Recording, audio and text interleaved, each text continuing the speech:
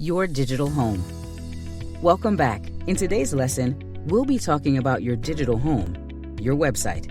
We'll cover everything from writing content to wireframing, hosting, and selecting images. By the end of this session, you'll have a strong foundation to get your website up and running. Write content. Your website's content is key to its success. It's what potential customers and search engines will see. Make sure it covers everything the public needs to know to help you reach your goals. Here's how to get started. 1. Build an outline. Write a list of sections you want to cover on your site. 2. Generate content.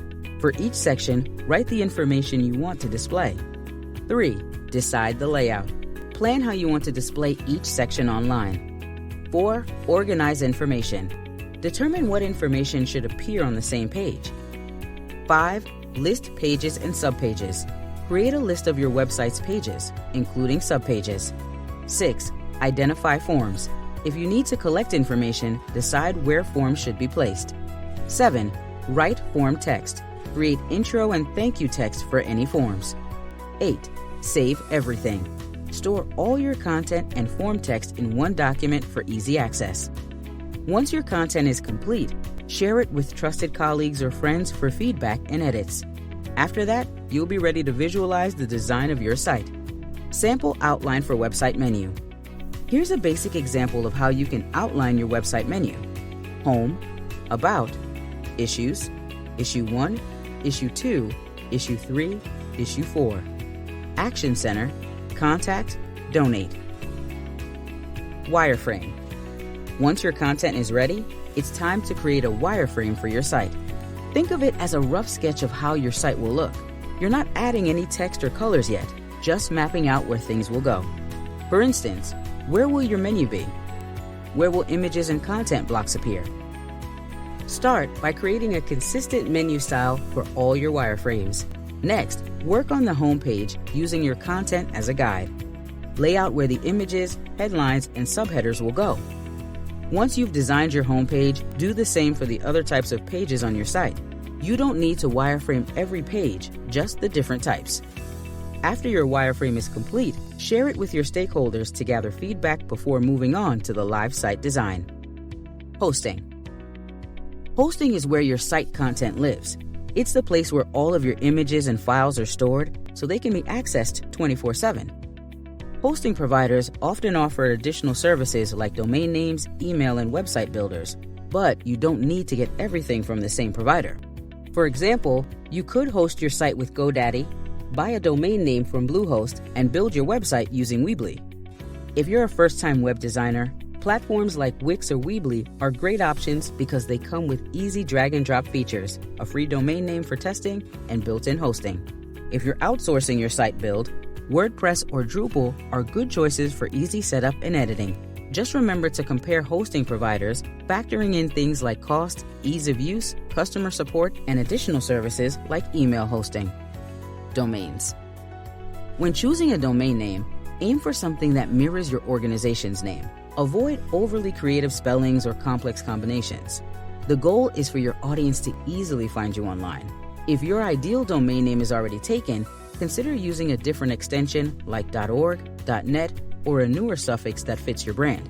You can also shorten your domain name or use abbreviations as long as it stays recognizable. It's a good idea to secure multiple domain names that are related to your brand to prevent others from acquiring them. Once purchased, save your login information. You'll need it when you're ready to point the domain at your website files. Images. The visuals on your site are often more important than the words. Engaging visuals can help draw visitors in and illustrate your work effectively. These visuals could include photos, graphic designs, or infographics. Here are a few tips for using visuals. Use Infogram to create charts or graphs for a visual pop. Add a Google map to your location page to show where you're based. Use photographs taken by you or a professional photographer over stock images when possible. Once you've selected your images, save them in a folder for easy access and consistency across your site. Tools like image editing software can help ensure your visuals align with your overall site design. Layout. Now that your content is ready and your wireframe is complete, it's time to build a site. If you're using WordPress or Drupal, install them first.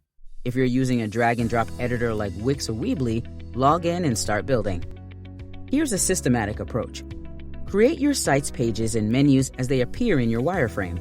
Apply your brand's fonts and colors according to your style guide. Add your text, making sure it's formatted clearly with links, bolding, or italics as needed. Insert your visuals, tweaking sizes or colors if necessary. Create any forms and drop-in tools like videos or social media embeds. Once your site is fully built, it's time to polish and prepare for launch. Publish. Remember, your site will never be perfect, but it should be functional and complete before publishing. Have a few friends or colleagues review the site to ensure everything flows well. You can also hire a proofreader on Fiverr or use review websites to get feedback. If you're using Weebly or Wix, your site will go live in moments after publishing.